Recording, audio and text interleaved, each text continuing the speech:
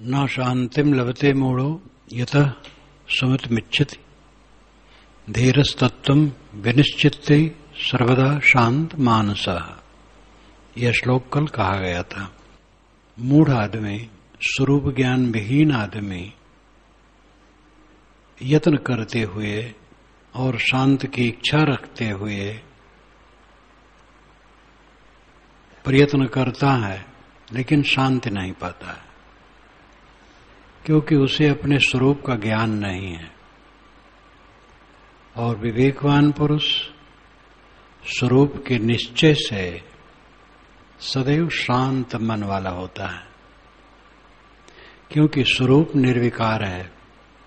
मेरा अस्तित्व निर्विशेष है, असंग है, इस भाव में वो रहता है, इसलिए वो शांत मन का होता है।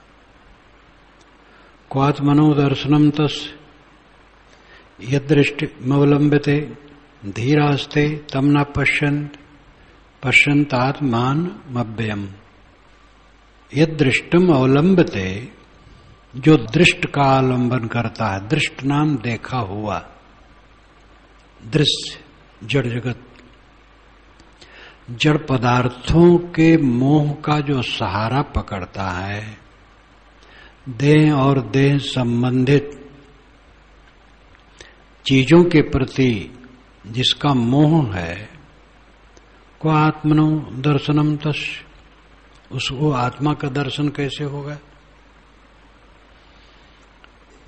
जो देहाभिमानी है, ये पंखा कम कर दो, जो देहाभिमानी है और दुनिया की वस्तुओं में राग करता है, उसको आत्मदर्शन कैसे होगा? आत्मदर्शन का अर्थ ये नहीं है कि आत्मा देखा जाता है। आत्मदर्शन का अभिप्राय है अपनी असंगता का अनुभव, अपने अकेलेपन का अनुभव। हम अपने मन से जितना जुड़े रहते हैं दृश्यों से, उतना अपना अपकार करते हैं। देह संबंधी प्राणी पदार्थ, इनमें जो हमारा राग रहता है और इन्हीं का अनुचिंतन और इन्हीं के प्रति अनुराग, ये अपना वध करना है, अपने आप का विनाश करना है। और जितना हम इन सब से विरत रहते हैं, उतना असंगता का बोध होता है। हमारा अपना ऐश्वर्य है अनैश्वर्य स्थित। अनैश्वर्य ही ऐश्वर्य है हमारा, और ऐश्वर्य गले की फांसी है। देह संबंधित प्राणी पदार्थ और जो कुछ फैला है, इनमें हम अपने मन को जितना चिपकाते हैं, अपने को फांसी पर चढ़ाते हैं, धोखा देते हैं। जीव के साथ कुछ नहीं, जीव के साथ केवल जीव है, आत्मा के साथ केवल आत्मा है। और अपने को सबसे झाड़ करके असंग हुए बिना आत्मदर्शन नहीं होगा। आत्मदर्शन का अभिप्राय है अपनी असंगता का अनुभव। इसलिए जितने शब्द होते हैं, सब सत्य को बताने में असमर्थ होते हैं। आत्मदर्शन जहां कहा गया, सामान्य आदमी यही मान लेगा कि वो देखने की चीज है। जब मैं एक पंडित यहां था, गुरु जी की आज्ञा से मैं गया था विशाल देव के दर्शनार्थ, बल्कि उन्होंने खुद कहा था कि कई लोग गए, तुम भी हो आओ। तो मैं गया, रूपचंद साथ में थे और एक और कोई। गोंडा आकर के वो लोग उधर हो गए, मैं अकेले बलरामपुर गया और उधर गया। तो काफी 1-1.5 महीना तक का वो दौरा रहा। तो एक पंडित जी यहां था, तो मैं ध्यान में बैठ जाऊं सुबह, तो उन्होंने एक दिन कहा, महाराज क्या स्वरूपवा दिखाई देता है? और रामायणी थे, रामायण में भी आता है निज स्वरूप, कर्म के हो स्वरूप ही चिन्ह है। मैंने कहा वो दिखने की चीज है, तो मैं ही हूं। चित्त शांत करके स्थिर हुआ जाता है बस। अब पुस्तक में लिखा है आत्मदर्शन, तो स्थूल अर्थ लोग मान लेते हैं। आत्मदर्शन का अभिप्राय है सारे दर्शनों का खात्मा, सब भूल जाओ, असंग, शांत, निरांत, विकल्प विहीन आत्मदर्शन है। सभी दर्शन का खात्मा आत्मदर्शन है। असंग का बोध आत्मदर्शन है। कैवल्य भाव आत्मदर्शन है। निराधार स्थित आत्मदर्शन है। कुछ न सोचना आत्मदर्शन है। क्वा आत्मनो दर्शन तस्य, क्वा आत्मना दर्शनम तस्य यद दृष्टिम अवलंबिते। जो दृष्ट का आधार लेता, दृष्ट नाम देखा हुआ जगत प्रपंच, जगत प्रपंच में जो राग करेगा, चिपकेगा, अपना तादात्म्य करेगा, ये मेरा है, ये मैं हूं, वो आत्मदर्शन नहीं कर सकता है। कुछ मेरा नहीं है, कोई मेरा नहीं है। जो कुछ सोचता हूं सब झूठ है। और मन सब से हट करके शांत, ये आत्मदर्शन है। धीरास्ते तम न पश्यन्ति, धीरा ते तम न पश्यत। जो धीरवान है, विवेकवान है, स्वरूपस्थ है, वो दृश्य को नहीं देखता। वो ये नहीं देखता है शरीर है तो ऐसे रहेगा और मेरा है। शरीर तो एक पानी बुलबुला है, फूट जाने वाला है, अनात्म, अनित्य, दुखपूर्ण। और इसका जहां तक संबंध है सब झूठा है। आजकल में कुछ भी नहीं रहेगा। धीरास्ते तम न पश्यन्ति आत्मानम अव्ययम। वो अव्यय आत्मा को देखता है। फिर वही देखने की बात है, आंख से देखने की बात नहीं। ये समझता है मैं अव्यय आत्मा हूं। अव्यय जो व्यय न हो, जो खर्च न हो, जो स्थिर रहे, अखंड रहे। दुनियावी वस्तुओं में राग करने वाला अपनी स्थिति नहीं पा सकता। अपनी स्थिति वह पाता है जो दुनियावी वस्तुओं से उदास होकर के अपने आप में शांत है। क्वा निरोधो विमूढ़स्य यो निर्बंधे करोति वै स्वारामस्यैव धीरस्य सर्वदा असाव कृत्रिमः। क्वा निरोधो विमूढ़स्य यो निर्बंधे करोति वै स्वारामस्यैव धीरस्य सर्वदा असाव कृत्रिमः। यो निर्बंधे करोति वै, जो अपने को निर्बंध करता है। निर्बंध का मतलब आग्रह, ग्रसित।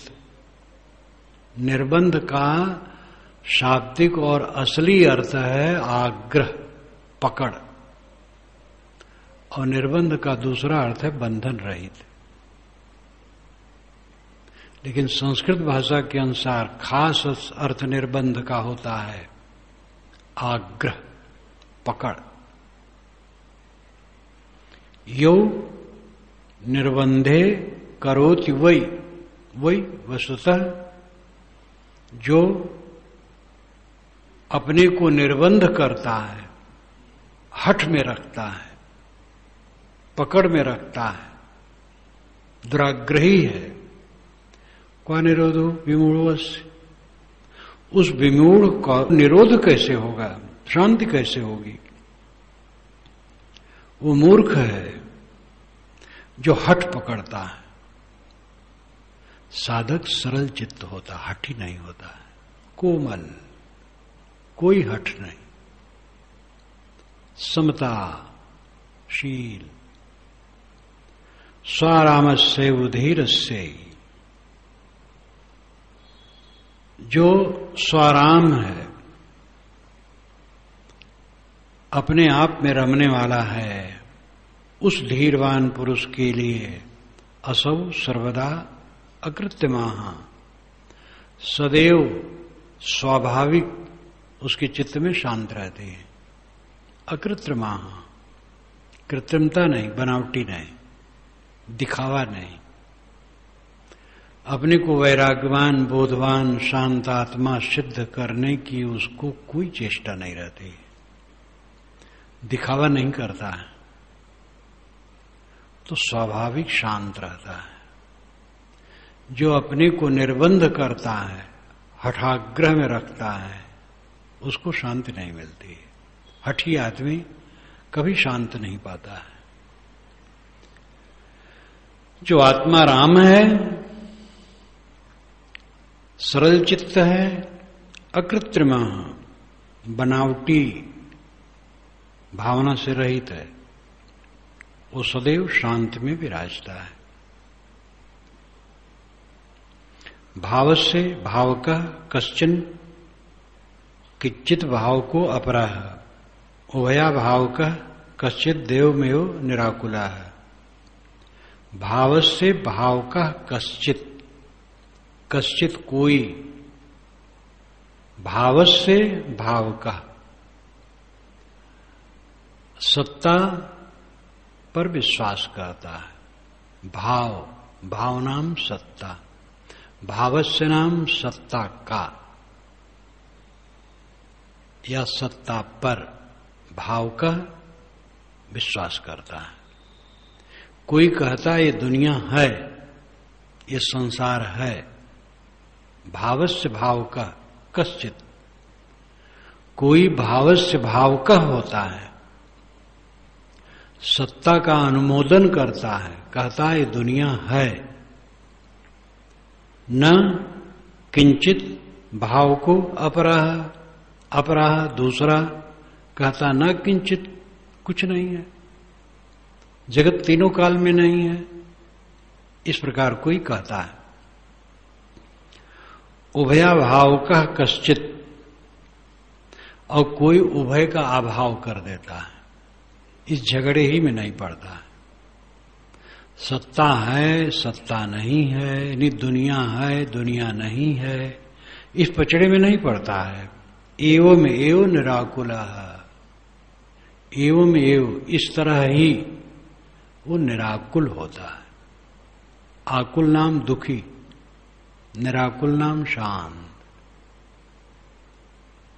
कोई हट पकड़े है कि दुनिया नहीं है, कोई हट पकड़े दुनिया है, लेकिन तीसरा है ये सब सोचता ही नहीं, अपने आप में शांत है। कोई कह सत्य झूठ कह को, जुगल प्रबल करिमाने, तुलसीदास परिहरे तिहु भ्रम सो आपन पहचाने। ये विनय पत्रिका में गोस्वामी जी ने कहा। कोई कह झूठ सत्य कह को, जगत कोई झूठ कहता, कोई सत्य कहता है। युगल प्रबल कर माने, कोई दोनों को प्रबल करके मानता है, विरोधी बातें कहता है। तुलसीदास परिहरे तिहु भ्रम सो आपन पहचाने, जो तीनों भ्रम को छोड़ दे, सत्य है झूठ है, फिर दोनों को लेके विवाद कुछ नहीं, वो आपन पहचान है, वो अपने आप को पहचानेगा। यहाँ एकदम पारखी वचन गोस्वामी जी कहते हैं। गोस्वामी जी बीच बीच में पारखी वचन कहते हैं। जगत सत्य है, जगत तीनों काल में नहीं है, ये दोनों बातें सत्य हैं। शब्द पकड़ के न बैठे, उसकी व्याख्या सही होनी चाहिए। जगत सत्य है,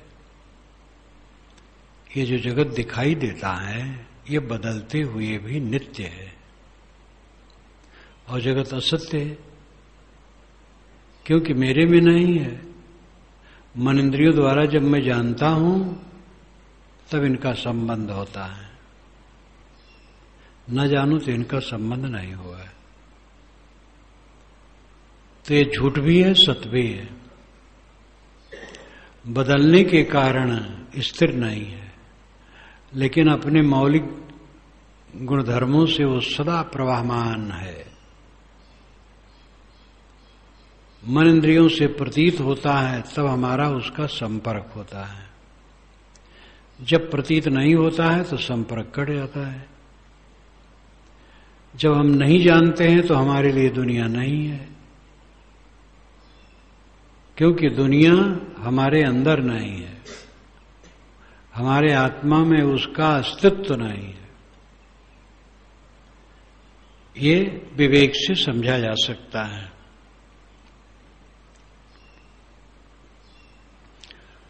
शुद्ध मद्वैमात्मानं भावयन्ति कुबुद्धयः न तो जानन्ति सम्मोहाद्यावज्जीव मनर्विताः। शुद्ध मद्वैमात्मानं, शुद्धम अद्वयम आत्मानं भावयन्ति कुबुद्धयः। कुबुद्धि आदमी भी ऐसे होते हैं जो कहते हैं मैं शुद्ध हूं, अद्वैत आत्मा हूं, अद्वैत आत्मा हूं, मैं शुद्ध बुद्ध हूं।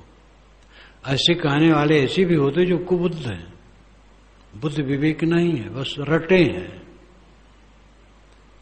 न उनमें आचरण है, न रहनी है, न विवेक है, न कोई साधना है। सुन लिए हैं तो रटे हैं, मैं अद्वैत आत्मा हूं, शुद्ध बुद्ध अद्वैत आत्मा हूं, अहम ब्रह्मास्मि, अहम ब्रह्मास्मि बका करते हैं।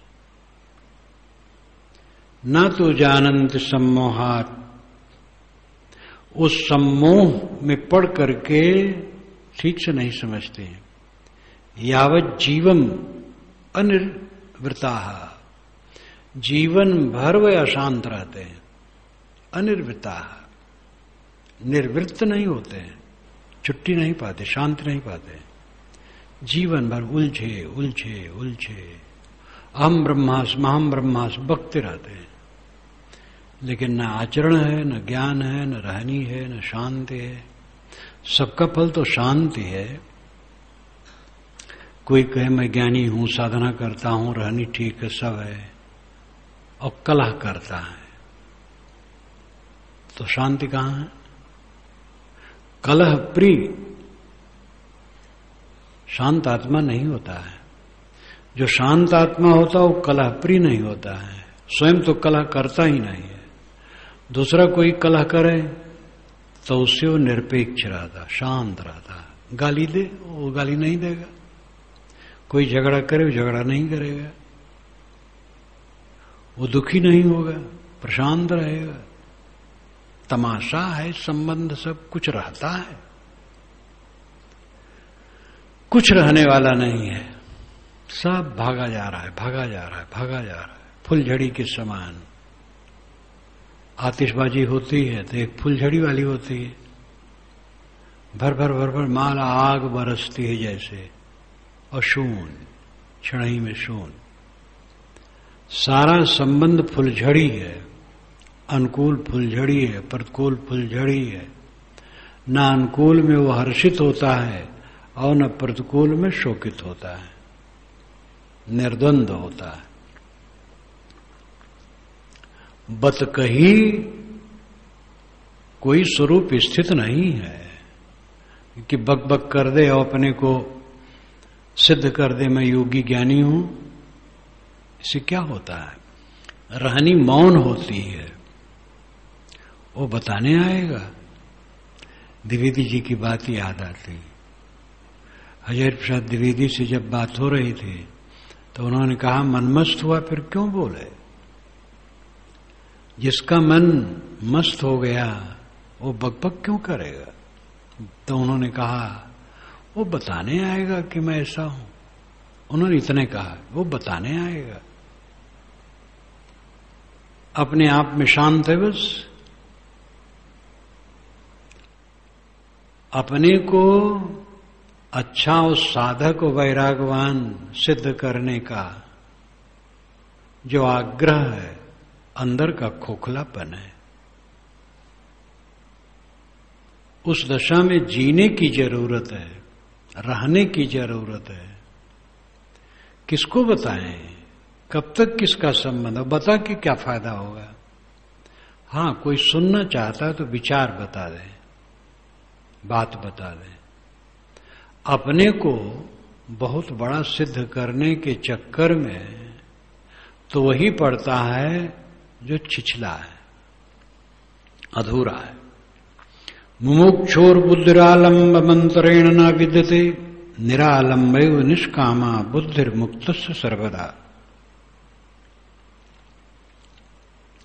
मुमुक्षोर बुद्धिरालंब मंत्रेण न विद्यते,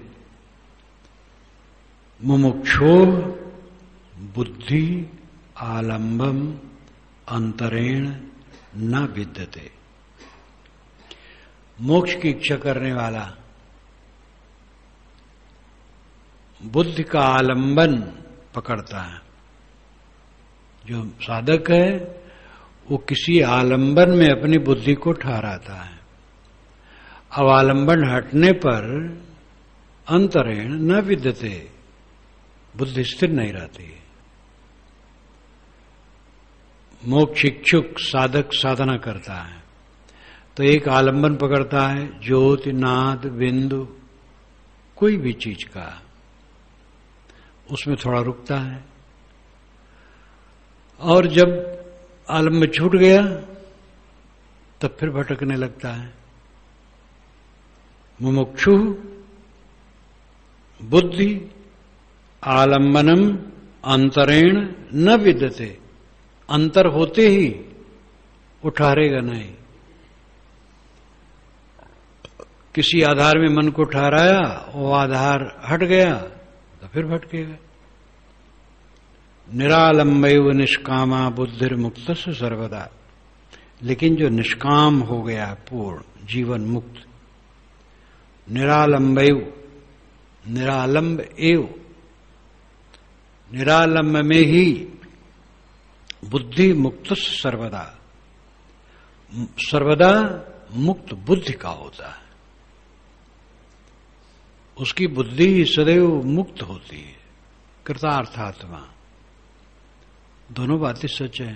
मोक्ष का इच्छुक है तो किसी आलंबन में मन को ठहराता है, आलंबन खिसक गया तो मन फिर भटकता है, तो दोषी नहीं है। जीवन मुक्त से उसकी तुलना की कोई बातें नहीं है। लेकिन ऋषि तो यहां बताते हैं भेद को कि सामान्य साधक आलंबन में मन ठहराता है और आलंबन खिसका फिर उसका मन भटका। लेकिन जब पूर्णता हो जाती है, निष्काम दशा आ जाती, सब तरफ से निष्काम, तब उसकी बुद्धि आलंबन की आवश्यकता नहीं है, ठहराने की जरूरत नहीं। हर समय अपने आप ठहरी हुई बुद्धि, भटकती ही नहीं। कहां जाए, सब कूड़ा कचरा संसार, चारों तरफ गंदगी के अलावा क्या है।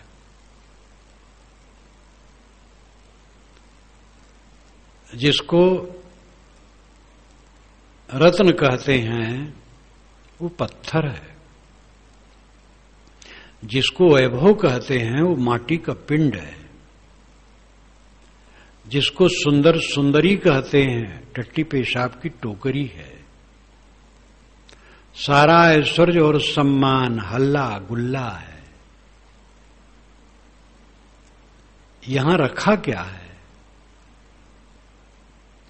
झूठे में मोह करके जीव जलता है। दृढ़ निर्वेद हुए बिना शांति नहीं मिलेगी। दृढ़ निर्वेद चाहिए। दृढ़ निर्वेदन जाको हो सोई मुमुक्ष बड़ भाग। श्री पूर्ण साहब कहते जिसको दृढ़ निर्वेद होगा वो मुमुक्ष बड़ा भाग्यशाली है। जिसको लगे दुनिया जल रही है राग द्वेष में और काल की आग में। दो आग है, काल की आग, राग द्वेष की आग। मनुष्यों के चित्त में राग द्वेष की आग लगी है। कला कला कला कला। और प्रकृति में निरंतर काल की आग लगी है, जो सब चीजें सब समय बदल रही हैं, स्थिर नहीं है। कहां पर चिपके हैं, कहां मिलेगा क्या दुख के अलावा? ये संतापशाला संसार कहां रमने योग्य है? दृढ़ निर्वेद हुए बिना कोई शांति नहीं पा सकता। सब भटक रहे हैं, भटक रहे हैं, भटक रहे हैं। कल मैंने उस संदर्भ को लिखा जब सभा भवन युधिष्ठिर का बन गया, मैं दानों ने बना दिया। 10,000 किस्क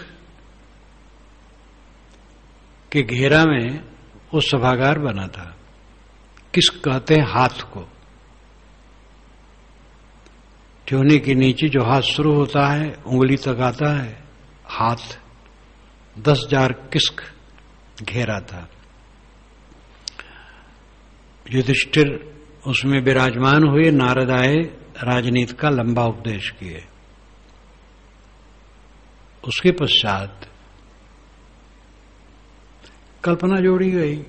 नारद ने कहा, मैं अभी इंद्र की सभा से आ रहा हूं, वहां पांडु भी मिले थे, इन्हें उनके पिता युधिष्ठिर के, तो मर गए थे लेकिन वहां थे स्वर्ग में। तो उन्होंने कहा है कि आप राजसूय यज्ञ कीजिए। लेखक को याद दिलाना था कि राजसूय यज्ञ करो, तो पांडु को भी पेश कर दिया। अब उनके मन में हुई कि ये यज्ञ करें, राजसूय यज्ञ। वस्तुतः सोम यज्ञ वैदिक युग में चलता था, 3 वर्षों का चलता था वो। और वैदिक युग में सम्राट बनने की हविस नहीं थी, छोटे छोटे रजवाड़े होते थे। आगे विकास काल में जब रजवाड़े बढ़े तो चक्रवर्ती होने, सम्राट होने की भूख बढ़ी, तो आसपास के बहुत से क्षत्रियों को जीत करके जो विजयी हो वो सम्राट बनता था। वो काल था। तो धौम में इनके पुरोहित थे पांडवों के, और वेदव्यास तो पितामह थे। उनको बुला करके युधिष्ठिर ने पूछा राजसूय यज्ञ के लिए, समर्थन हुआ। लेकिन कृष्ण के बिना संतोष नहीं, वे सही बात बता सकते हैं। द्वारिका संदेश भेजा गया, कृष्ण आए, तो कृष्ण ने लंबा व्याख्यान किया और उनके व्याख्यान को मैंने विस्तार से लिखा, बड़ा महत्वपूर्ण है। उन्होंने कहा परशुराम ने क्षत्रियों को मार डाला, जो बचे खुचे हुए मंद अस्तर के छिपे लुके रहे, उन्हीं में बढ़ते बढ़ते सब क्षत्रिय रजवाड़े हुए हैं। और फिर यह हविस हुई कि सम्राट बने, तो जो सबको जीत ले वो सम्राट बन जाता था। वही बात है। तो युधिष्ठिर आप तो योग्य हैं, सम्राट बनने योग्य हैं, होना चाहिए, लेकिन जरासंध के रहते हुए आप सम्राट नहीं बन सकते। जरासंध का बैर हमसे भी। कंस दुराचारी था, जरासंध ने अपनी लड़कियों को उससे ब्याह दिया और कहा तुम राजा बनो। उसने अपने पिता को जेल में डाल करके राजा बन गया। उन्हीं के बूढ़े लोग हमसे कहे कि बहुत तकलीफ है, तो बलराम की सहायता से मैंने कंस को मार डाला। 2 पुत्रियां थी अस्तप्रात, और जरासंध की लड़कियां थी। जरासंध कुपित हो गया, 17 चढ़ाइयां किया। हम लोगों ने मीटिंग की, यादवों ने, तो निर्णय हुआ कि 300 वर्ष तक लड़ते रहें तो जरासंध से पेश नहीं पाएंगे। इसलिए अपने विशाल मथुरा के धन को हम लोगों ने आपस में बांटा थोड़ा थोड़ा करके, और लेकर के भाग खड़े हुए और बिल्कुल पश्चिमी क्षेत्र में चले गए, एक पर्वत पर। उसके पश्चात द्वारिका में बसे, और अभी भी वही हैं। और हम उससे भय खाते हैं। फिर उन्होंने जो वर्णन किया है, इतने क्षत्रिय दक्षिण भाग गए, इतने पश्चिम भाग गए, और 86 राजाओं को तो अपने जेल में डाल रखा है जीत जीत करके। और हमारे फूफेजात भाई शिषपाल, जो चेत देश यहां जबलपुर के आज की भाषा में, वह स्वयं बलवान होते हुए उसका सेनापति बने हुए हैं। भीष्मक हमारे ससुर इतने बलवान हैं, लेकिन जरासंध के भक्त हैं। जिसको देखो जरासंध की उज्जवल कीर्ति के सामने सब झुके हैं। मामूली बात नहीं है राजन। आप राजसूय यज्ञ सफल नहीं होगा जब तक जरासंध मारा नहीं जाएगा। लंबा व्याख्यान है और उसमें इतनी यथार्थता है, इसलिए मैंने उसको खूब विवरण से लिखा है। फिर अंत में युधिष्ठिर ने कहा कि ये छोड़ो, संताप है, राजसूय यज्ञ कर भी ले तो ब्रह्मलोक की प्राप्ति न होगी। तो भीम ने कहा ये कायरता की बात, तब तो गेरुआ वस्त्र पहन लेना चाहिए, सन्यासी हो जाना चाहिए, शांति लेना है। फिर अर्जुन ने कहा सब होगा, श्री कृष्ण हमारे सहायक हैं। तैयारी हो गई। तब बात आई जरासंध कैसे पैदा हुआ, वो भी लिखा, तो काल्पनिक है। अंत में लिखा कि जरासंध शब्द था, तो पंडित ने अपनी परिभाषा अस्वाभाविक कर डाली उसकी मीमांसा मैंने लिखा कि जब से राजगद्दी युधिष्ठिर पाए हैं कोई विघ्न नहीं है। गंगा के किनारे हस्तिनापुर में दुर्योधन राज करता है, यमुना के किनारे इंद्रप्रस्थ में युधिष्ठिर राज करते हैं, और दोनों में कोई टकराहट नहीं है। लेकिन अब जो युधिष्ठिर के मन में सम्राट बनने की महत्वाकांक्षा उदय हुई है, ये उन्होंने दुख निमंत्रित किया है, और इसी के बाद थोड़े दिन में दुख आया है। जब दिग्विजय करके खूब धन इकट्ठा हुआ, दुर्योधन को जलन हुई, और हमला तो उसने नहीं किया, जुआ के लिए बुलाया, और ये धर्मराज डट पड़े, और सब दुख का कारण हो। कहीं भी दुख कहां शुरू होता है? अहंकार से, कामना से। अहंकार कामना का त्यागी कभी दुखी नहीं हो सकता है। साधु महात्मा होकर के, बहुत निवृत्त होकर के भी मन में अहंकार कामना के बीज रखेंगे, बिना जले शांत न पाए, जलते रहेंगे मन ही मन में जलते रहेंगे। अहंकार कामना सांप है, इसको निकाल दो, काला सर्प शरीर में खाइन सब जग झारी, साहब ने कहा है। ये काला सांप अहंकार कामना है। चाहे राजा हो, चाहे भिखारी हो, चाहे साधु हो, चाहे गृहस्थ हो, शांति चाहे तो मन के अंदर से अहंकार कामना रूपी सांप को निकाल दे और शीतल हो जाए। निरालंबयो निष्कामा बुद्धिर मुक्तस्य सर्वदा। जो निष्काम होता है उसको आलंबन की जरूरत नहीं है, उसकी बुद्धि तो सदैव मुक्त रहती है, मुक्त बुद्धि, सदैव निर्मल प्रशांत आनंदमय, कुछ कामना ही नहीं है। कह लो कोई गाली गुप्ता बक लो, मार ना हो मार दो भैया, कोई चिंता नहीं, इधर से कुछ नहीं करेंगे।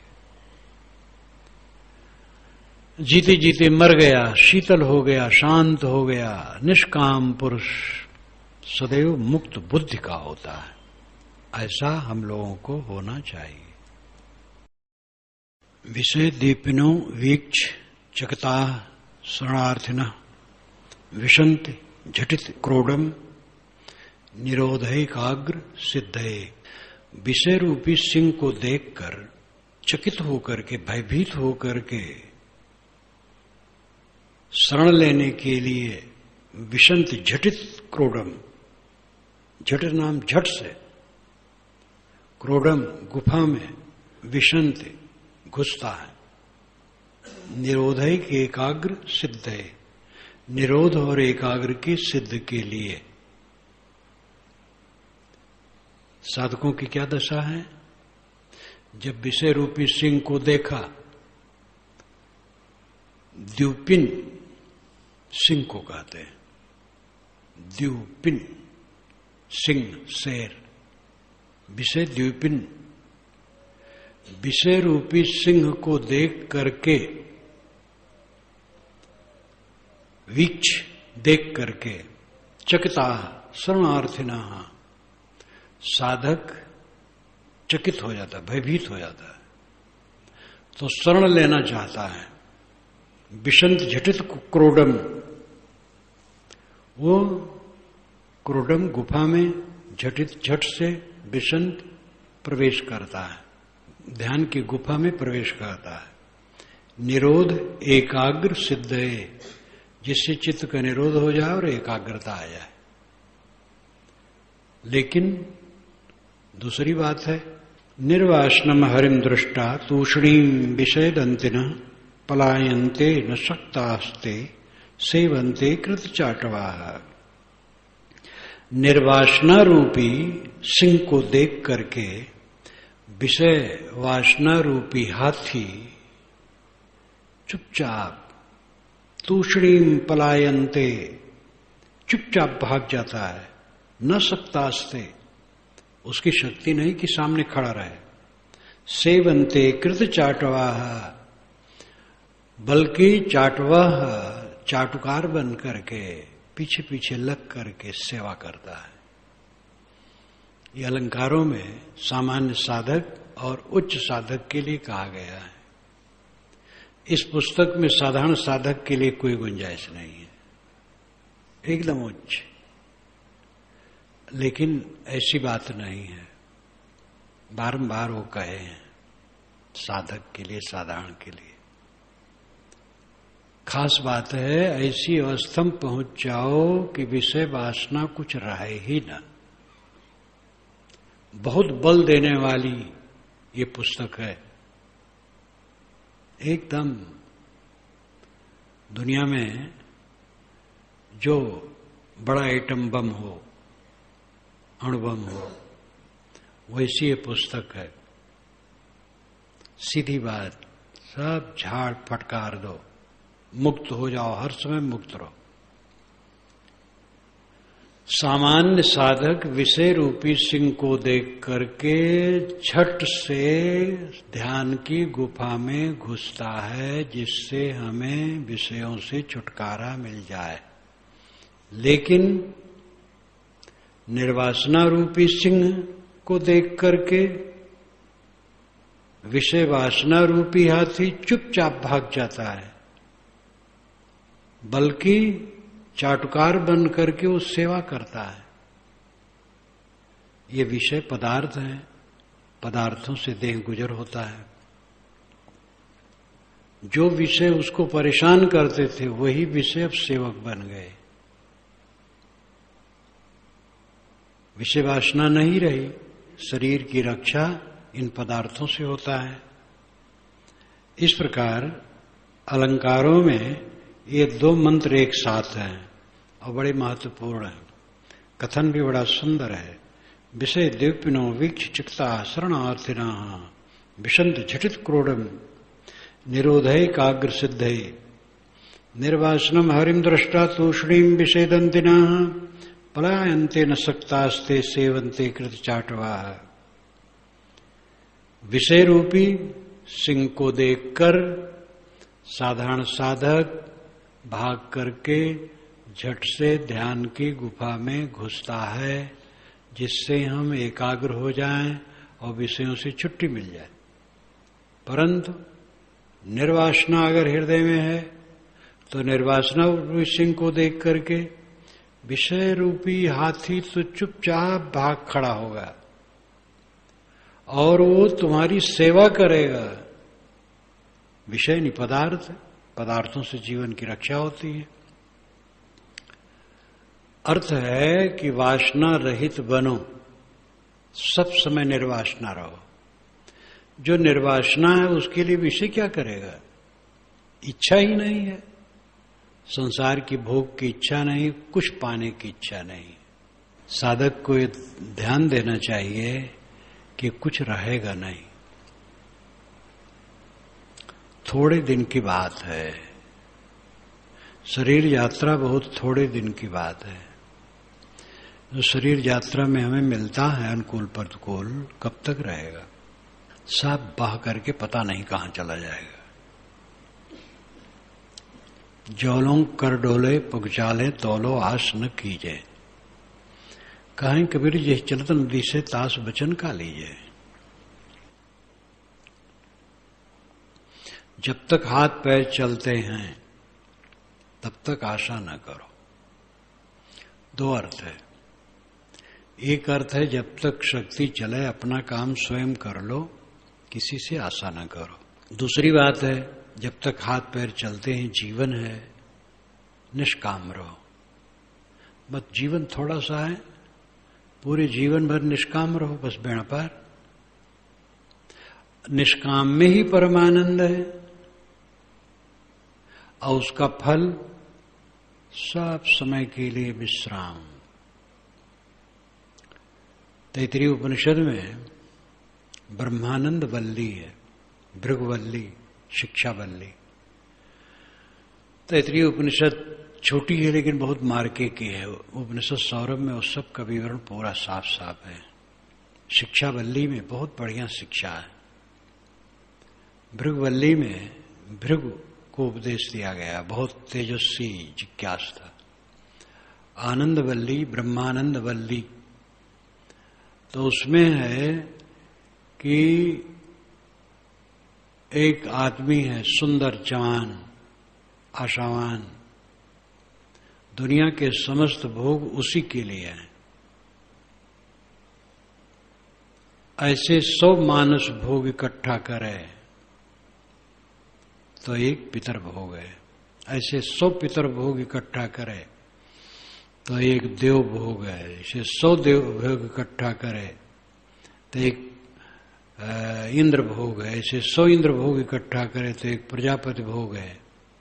ऐसे 100 प्रजापति भोग इकट्ठा करे एक तरफ, और एक तरफ कोई आत्मज्ञानी है और दुनिया से निष्काम है, तो उसके समान किसी का सुख नहीं।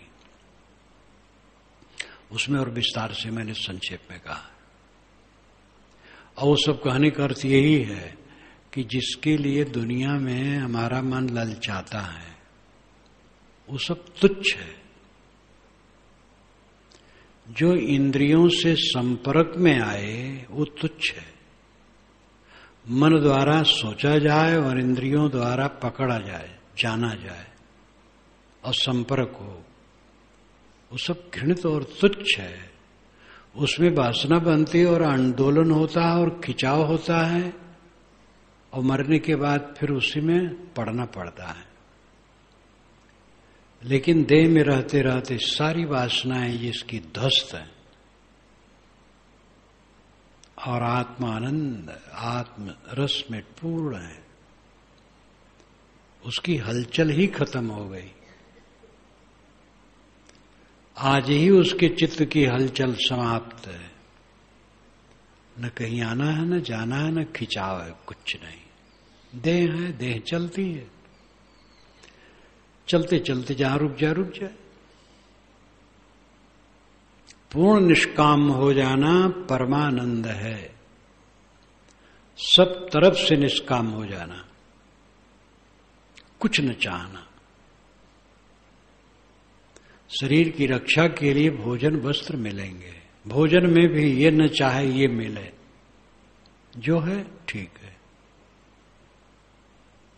साधु को भोजन सादा करना चाहिए। जो मन को वश में करना चाहे, शांत लेना चाहे, वो काम भोग तो छोड़ ही देता है। नाच, नाटक और विलासी चीजें जो व्यर्थ की हैं, उद्वेगक और व्यर्थ, शरीर निर्वाह में आवश्यक नहीं, उसको तो छोड़ ही देता है। खाना पीना ऐसी मजबूरी है कि जीवन में लेना पड़ता है, लेकिन उसको सादा लेना चाहिए। ये सदैव ध्यान रखो। ये सदैव ध्यान रखो कि नमक कम खाओ, आदत बनाओ। ज्यादा नमक खाने की आदत अगर है तो आदत बनाओ, कम नमक खाओ। सब्जी दाल में नमक मधुर पड़ना चाहिए, कड़ा नहीं। मिर्च मसाले नहीं पड़ना चाहिए। मिर्च मसाले तो पड़ता नहीं है, कार्यक्रमों में भीड़ के नाते पड़ जाता है। नमक डाला जाता है, हम लोगों का नमक की आदत है। भिन्न देशों में, चीन यहीं पास में देश से सटा है, हिमालय होने की वजह से दूर लगता है, वहां नमक कहीं भंडार में है ही नहीं है। डॉक्टर ने मुझे बताया जो चीन में घूमे, साहब जिस होटल में जाऊं न घी न तेल न नमक न मसाला कुछ नहीं, उबाल के धरा है। सब्जी उबली रखी है, मांसाहारी के लिए मांस उबला रखा है, और जो शाकाहारी मांसाहारी हैं सबके लिए उबला उबला है। ऐसा बोला नहीं, सब्जी जो उबली है उसमें पानी भरा है, अलग से पानी वो लोग पीते ही नहीं है। उबला हुआ पानी वही सब्जी का है, सब्जी खाए और रोटी खाए, जो कुछ खाए और वही पानी पी लिए बस। नमक मिर्च मसाला वो जानते ही नहीं कि खाना चाहिए, और स्वास्थ्य तो उन लोगों का अच्छा रहता है। ऐसे पश्चिमी देशों में, बहुत देशों में है, तो यहां नमक खाया जाता है। तो इतना ध्यान सब रखें भंडारी लोग, भूल हो जाती है, अधिक हो जाता है, फिर कम कर दे। नमक डालते समय ये ध्यान रखे कि ज्यादा ना हो जाए। जब ये रहेगा कि कम ना हो जाए तब ज्यादा पड़ेगा, ज्यादा ना हो जाए। और सबको आदत बनानी चाहिए। साधक, हम लोग साधक हैं, तो जिनको थोड़ा नमक में ज्यादा रस है, नमक न मिले तो ठीक नहीं लगता। वो भी सोचें और नमक कम खाने की आदत करें। नमक कम डालें, मध्य रूप में मीठा नमक सबके लिए गुणकारी है। बहुत कम उम्र में एक संत ने मुझे बताया था, उस समय उनकी उम्र 35-36, मस्त शरीर के थे। बच्चा नमक कम खाना चाहिए, नमक कम खाने से मन शांत रहता है। अब कोई संकल्प विकल्प खराब करे तो का शांत रही, लेकिन ये सहायक है, कम नमक खाना चाहिए। तो विषय वासना की क्रिया तो साधक छोड़ देता है, लेकिन खान पान तो करना पड़ता है। वो खान पान में भी इच्छा न रखे कि ये चीज हमें मिले, जो मिले संतोष से खा ले बस, और कोई कामना नहीं। कोई हमें बड़ा कहे, जाने, बड़ा पद मिले, धन मिले, इसी में तो रात दिन चलते रहे अनादिकाल से। पद के लिए, धन के लिए, प्रतिष्ठा के लिए कितने हैं साधु वेश धर लिए। अब गुरु बनने की इच्छा बहुत है उनको, इसलिए जो कोई पाए झट से बेच दे देते हैं, जिससे साथ में रहे। चेला बन करके रहो, साधक रहो, गुरु बनने को रोग क्यों अपनाते हो? गुरु बनने की इच्छा है, साधना करने की इच्छा नहीं है, तो आदमी अपने को बिगाड़ लेता है। अंतर में संतोष है नहीं, धीरज है नहीं, विवेक है नहीं, दशा है ही नहीं, गुरु बन गए। ये अपने आप का विनाश करना है। न मुक्ति कार्यकाम धत्ते निशंको युक्त मानसा पश्यन श्रवण स्पृशन जिघ्रन अश्नन आस्ते यथा सुखम।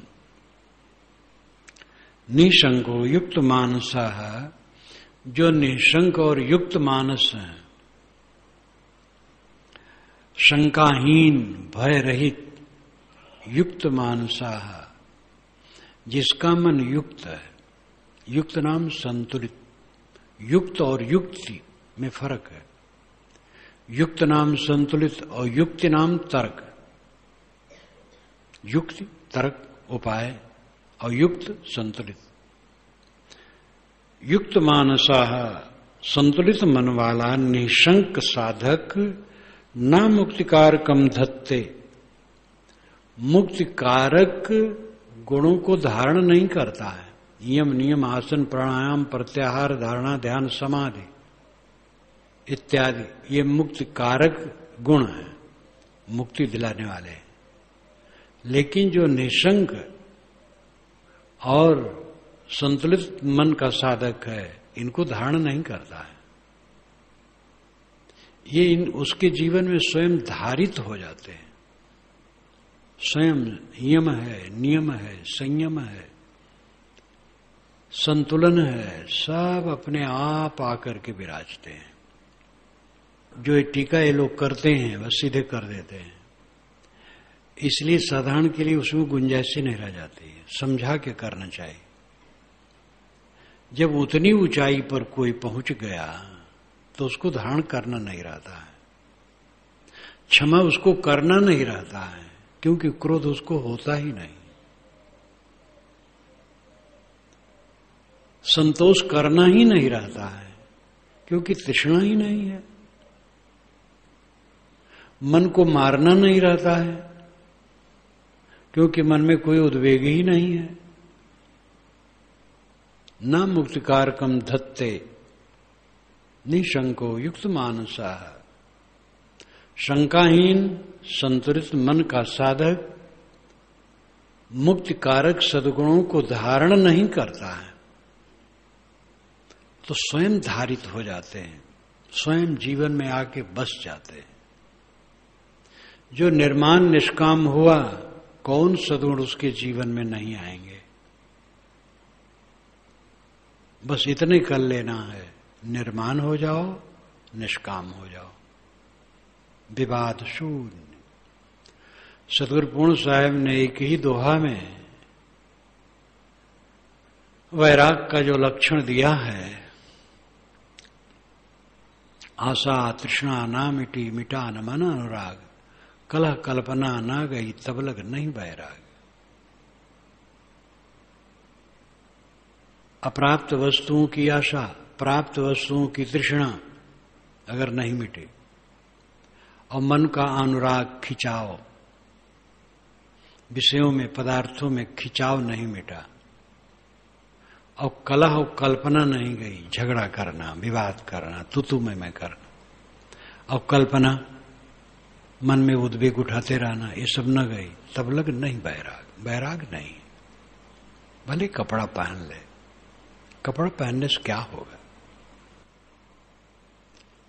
जब अप्राप्त वस्तुओं की मन में आशा न रखे और प्राप्त वस्तुओं की तृष्णा न रखे और मन का कहीं खिंचाव न हो और द्वंद्व झगड़ा करने की प्रवृत्ति बिल्कुल न हो, सब साले शांत और मन के उद्वेग से शून्य रहे, फिर क्या पूछना है। स्वराज। तो जो निशंक और युक्त मनुष्य है, शंकाहीन निर्भय संतुलित मन वाला साधक है, वो मुक्तिकारक सद्गुणों को धारण नहीं करता है, अपने आप आकर के सब उस सद्गुण जीवन में बस जाते हैं। पश्यन श्रवण स्पृशन जिघ्रन असनन आस्ते यथा सुखम, देखते हुए, सुनते हुए, छूते हुए, सूंघते हुए, खाते हुए, जीवन की सारी क्रियाओं को करते हुए यथा सुखम, जैसी स्थित हो सब में सुखी, सब में सुखी। सफल मनुष्य वह है जो दुख से मुलाकात नहीं करता है, सर्वत्र सुख सुख सुख, जाहि और जायवा को वाहि और सुख है। कल्पना कलह अहंकार विकार है ही नहीं। ठंडी हो गर्मी हो, सम्मान हो अपमान हो, अनुकूल हो प्रतिकूल हो, हानि हो लाभ हो, सब में सुखी, क्योंकि ये सब कुछ रहने वाला नहीं है, सब बह करके पता नहीं कहां चला जाएगा। स्वातंत्रात् सुख मापनोति, स्वातंत्राल लभते परम, स्वातंत्रा निवृत्तिम गच्छेत स्वातंत्रात् परमं पदम। स्वतंत्रता से ही सुख प्राप्त होता है, स्वतंत्रता से ही लाभ होता है परम पद का, स्वतंत्रता से ही चित्त निवृत्त होती है और स्वतंत्रता से ही परम पद की प्राप्ति होती है। स्वातंत्रात् सुखमाप्नोति, स्वातंत्रात् सुखम आपनोति। जो स्वतंत्र है वो सुख प्राप्त करता है। स्वतंत्र का अर्थ मान लेते हैं मनमानी घूमना, मनमानी खाना पीना, मनमानी बोलना। ये स्वतंत्रता नहीं, उद्दंडता है। स्वतंत्र है वह आदमी जिसके चित्त में राग द्वेष का आंदोलन नहीं है। राग द्वेष से सर्वथा मुक्त चित्त स्वतंत्र है। राग द्वेष बिल्कुल चित्त में नहीं, तो सुखम आपनोत, वो सुख प्राप्त करता है। स्वातंत्रात् लभते परम, और यही राग द्वेष विहीन चित्त से परम लाभ प्राप्त होता है। स्वातंत्रात् निर्वृतिम गच्छेत स्वातंत्रात् परमं पदम। स्वतंत्र चित्त है, राग द्वेष से विवश नहीं है, तो चित्त निवृत्त होता है। निवृत्त का मतलब शांत। बारंबार खिंच खिंच करके मन किसी बात में उलझा रहे, ये प्रवृत्ति है, और कहीं नहीं उलझता है। टूटा टूटा मन चारों तरफ से शांत, ये निवृत्त मन है। स्वातंत्रात् परमं पदम गच्छेत, और इसी स्वतंत्रता से कोई परम पद को प्राप्त होता है। जिसके मन में राग द्वेष नहीं है वही परम पद को प्राप्त। परम पद क्या है? क्लेश रहित मन, खिंचाव रहित मन। देह है, देह न रहे, देह चलती है, गिर जाए, कुछ लेना देना नहीं। सब समय देह छोड़े है, सब समय वो विदेह है। देह में है, व्यवस्था है, लेकिन कोई इच्छा नहीं है। तो इस प्रकार जिसका भाव है, फिर क्या पूछना है? अकर्तृत्वम भोक्तृत्वम स्वात्मनो मन्यते यदा तदा क्षीणा भवन्तेव समस्ताश्चित्तवृत्तयः। अकर्तृत्वम अभोक्तृत्वम यदा स्वात्मनः मन्यते तदा एव समस्ता चित्तवृत्तया क्षीणा भवन्ति। जब साधक ये निरंतर मनन जिसके रहता है, मन में एकदम धारणा रहती है कि मैं अकर्ता हूं, अभोक्ता हूं। अकर्तृत्वम अभोक्तृत्वम, मेरे में अकर्तृत्व और अभोक्तृत्व है, मैं भोक्ता और कर्ता नहीं हूं। शुद्ध चेतन स्वात्मनो मन्यते यदा, यदा जब स्वात्मनो मन्यते, अपने आत्मा को ये मानता है कि न मैं कर्ता हूं न भोक्ता हूं, तदा क्षीण भवन्तेव,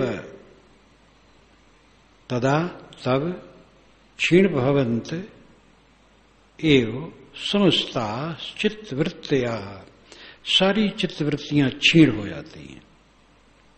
अपने स्वरूप का भाव आया, न मैं करता हूं न भोगता हूं, न इंद्रियां हैं न मन है, मैं तो निर्विशेष निष्प्रपंच शुद्ध बुद्ध शांत हूं। बस सारी वृत्तियां शांत हो जाएंगी। गाढ़ी नींद में क्या जानते थे? कुछ पता था? देह मन इंद्रियों के झरोखे से हम दुनिया को देखते हैं, और ये झरोखा रोज रोज सुसुप्त में बंद होता है, तब कहां पता रहता है। और एक दिन ये मकान और झरोखा सब टूट करके खत्म हो जाएगा, तब क्या जानेंगे? कुछ नहीं। सारा संबंध देह मन इंद्रियों के संपर्क से है और क्षणिक है, नाशवान है। अविनाशी बोध में स्थित हो, स्वरूप भाव पर दृष्टि रखो और अपने को पहचानो। स्वरूपाकार वृत्ति उठते बैठते चलते फिरते बनाने की चेष्टा करो।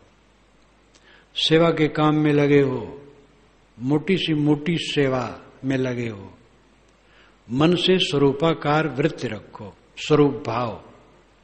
मैं देह नहीं, मन नहीं, जगत प्रपंच मेरे में नहीं, कुछ आवश्यकता नहीं, सारी कामनाएं सारी आवश्यकताएं समाप्त हैं। बस शरीर की व्यवस्था है, खाना पीना जो सहज मिल जाए ले ले और सदैव संतुष्ट रहे। ये जीवन की ऊंचाई है। दुनिया का ऐश्वर्य और उससे अपने को जोड़ करके अपने को बड़ा मानना महातुच्छता है। इसी तुच्छता में तो हम रगड़े गए हैं अनादिकाल से। अब सब तरफ से निष्काम होकर के ढील हो जाओ। सुगा का उदाहरण याद करो। सुगा ने कहा हमारा मोक्ष कैसे होगा पिंजड़े में। महात्मा गिर पड़े सुन करके प्रश्न। उसने आके बताया, महात्मा से पूछा तो भैया वो तो उतरे नहीं दिए, गिर पड़े, मर गए। सुगा समझ गया, बस वो गिर पड़ा पिंजड़े में। मालिक आया, देखा, उसको निकाल के अलग धरा, बस फर्दे उड़ गया। ये कहानी है। पूरा मर जाने वाला मुक्त हो जाता है, पूरा निष्काम हो जाने वाला, निर्माण हो जाने वाला सब समय मुक्त है। मुक्ति बहुत सरल है और भोग बहुत कठिन है। भोग के लिए, प्रतिष्ठा के लिए पहले अहंकारी बनो और जलो, और फिर आगे जीवन भर जलना है। मोक्ष के लिए सब अहंकार छोड़ दो, शीतल हो जाओ, बस जीवन भर शीतल। इतना बढ़िया रास्ता, और इसको छोड़ करके जलने का रास्ता हम क्यों अपनाएं? इसलिए अहंकार शून्य, कामना शून्य होकर के आत्मस्थित होना चाहिए।